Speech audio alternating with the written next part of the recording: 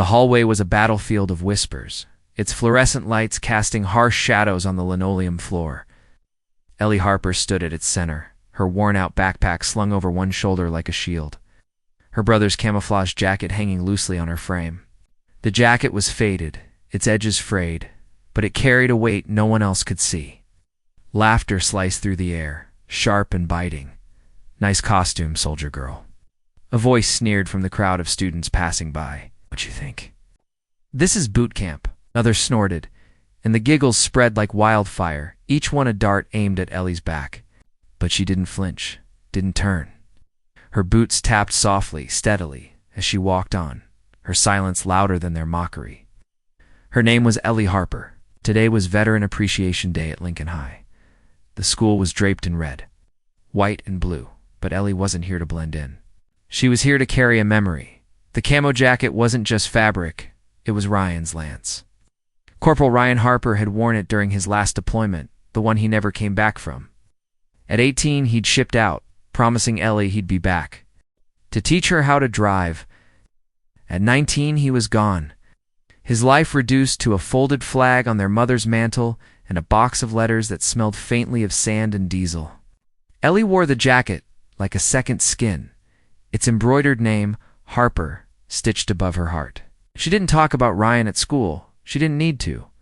Grief doesn't beg for an audience. But today, the school's attempt at honoring veterans felt hollow tiny flags handed out like party favors, patriotic posters taped to lockers. Ellie wasn't here for the fanfare. She was here to keep Ryan's memory alive. Even if it meant walking through a gauntlet of laughter at lunch, the cafeteria buzzed with noise. But Ellie sat alone at a corner table, her tray untouched. The mockery followed her like a shadow. "Hey, G.I. Jane, where's your platoon?" the boy called out, his friends snickering. A teacher nearby glanced up, her eyes flickering with discomfort before she looked away, burying herself in her phone. No one stepped in. No one cared. "Please."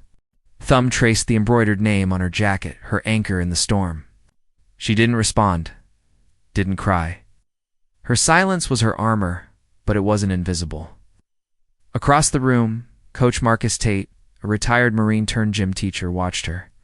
He'd noticed the jacket the moment she walked into school, saw the quiet strength in her eyes, the kind that didn't need words. He'd seen it before, in soldiers who carried burdens heavier than their gear.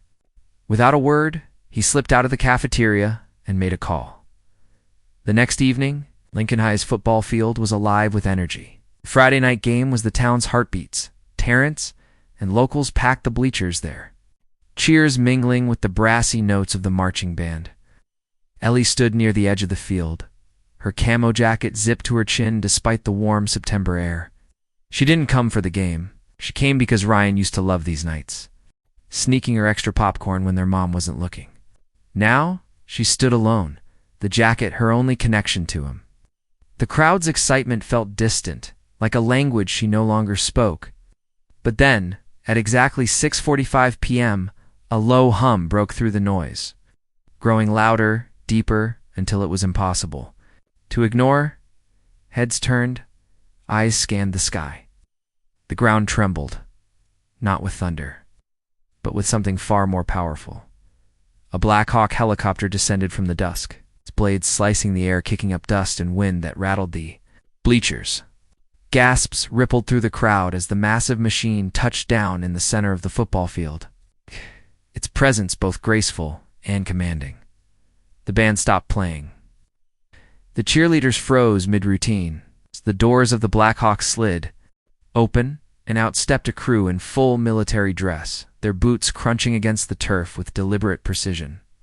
At their head was Lieutenant Colonel Maria Alvarez, a woman whose name was whispered with reverence in military circles.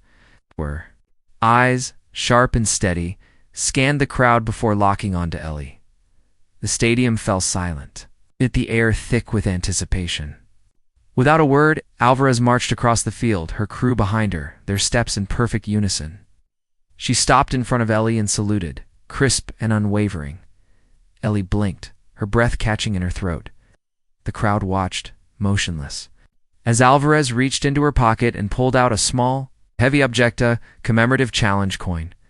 its surface engraved with Ryan's unit insignia and the words "for those who carry the weight in silence." Alvarez's voice was steady, but it carried across the field like a command. "Ellie Harper," she said, "this is for you. For honoring your brother, Lance Corporal Ryan Harper, when no one else did." The coin, her voice barely a whisper. "How? How did you know?" Alvarez's eyes softened, just for a moment. "Your silence spoke louder than their noise. Coach Tate told us about you and Ryan. He was one of ours."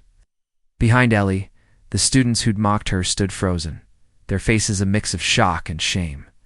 The boy who'd called her G.I. Jane stared at his shoes, his bravado gone. A girl who'd laughed in the hallway wiped at her eyes, her phone forgotten in her lap. Coach Tate stepped to the microphone, his voice booming over the stadium. "Tonight we honor a hero not because she fought, but because she remembers. Ellie Harper carries her brother's legacy, and she reminds us what sacrifice really means." The crowd erupted in applause, the sound rolling over Ellie like a wave. But she didn't smile, didn't wave. She looked up at the sky, clutching the coin so tightly it left an imprint in her palm. The jacket wasn't about standing out. It was about making sure Ryan wasn't forgotten. The moment didn't end on the field. Word of Ellie's story spread, first through whispers in the stands, then through posts on X, videos shared across the internet. By Monday, the school was different. The students who'd laughed didn't meet her eyes in the hallway, but not out of cruelty, out of respect. A few approached her, mumbling apologies, their voices small.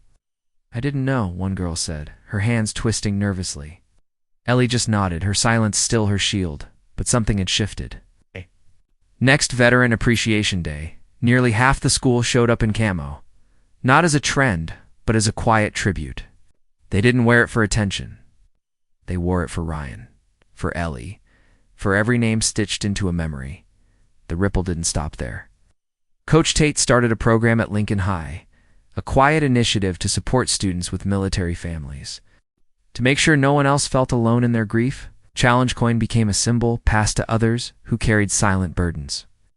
Ellie kept wearing the jacket, not every day, but when she needed to feel Ryan close, and Alvarez, she stayed. In touch, sending Ellie letters from the field, reminders that Ryan's unit hadn't forgotten him or her.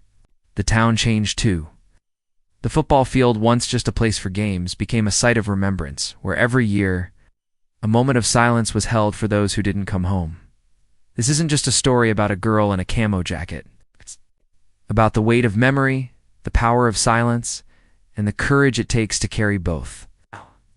Ellie Harper didn't need to shout to be heard. Her quiet strength reshaped a school, a town, a community. If this story stirs something in you, don't let it fade. Share it.